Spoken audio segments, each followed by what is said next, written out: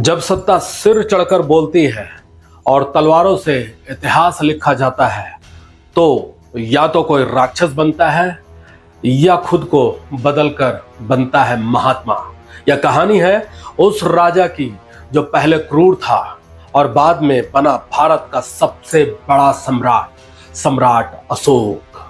मैं हूं प्रवीण शर्मा और आप देख रहे हैं गाथा भारत की बाई प्रवीण शर्मा, जहां इतिहास सिर्फ पढ़ा नहीं जाता, जिंदा किया जाता है। जब राजगद्दी की प्यास रगों में आग बन जाए तो कोई साधारण नहीं जन्म लेता, वहां पैदा होता है अशोक, वो चिंगारी जो खुद को बदलकर इतिहास को रोशन कर देता है। बिंदु सागर के महल में जन्मा बालक तेजस्वी था, साहसी था, लेकिन उसका जीवन कोई साधारण महाभारत नहीं था, शांत महाभारत नहीं था।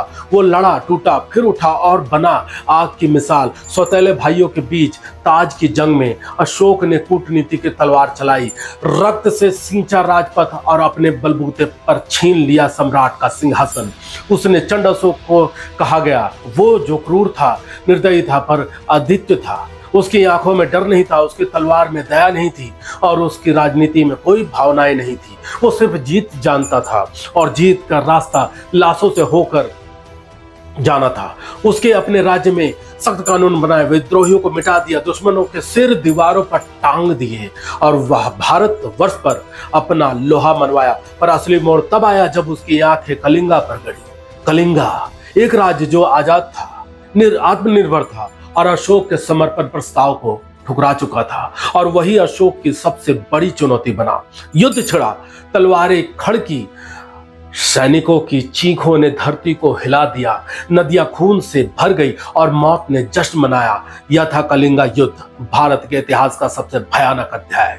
1 लाख से अधिक लोग मारे गए, हजारों आम नागरिक मारे गए, पर विजेता अशोक के सामने सब लाशों का समुद्र था।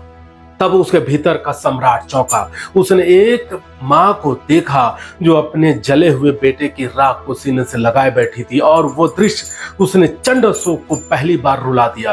अशोक महल लौटा, लेकिन तब उसके हृदय में क्रूरता थी।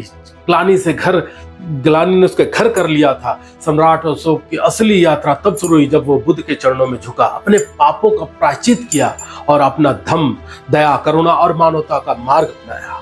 उसने तलवारें फेंकी, अहिंसा उठाई और राजा से बदलकर वो बन गया भारत का सबसे दयालु सम्राट अशोक द ग्रेट। उसने नारी शक्ति को सम्मान दिया, बच्चों के लिए शिक्षा, जन सेवा के लिए अस्पताल, सड़कें, कुएं, धर्मशालाएं बनवाए, पूरे भारत को बदल दिया अपने फैसलों से। वो सम्राट जिसने युद्ध से साम्राज्य बनाया था, अब शांति से दिल जीत रहा था। श्रीलंका तक अपने बच्चों को भेजा बुद्ध का संदेश लेकर और दुनिया को अहिंसा का मार्ग दिखाया।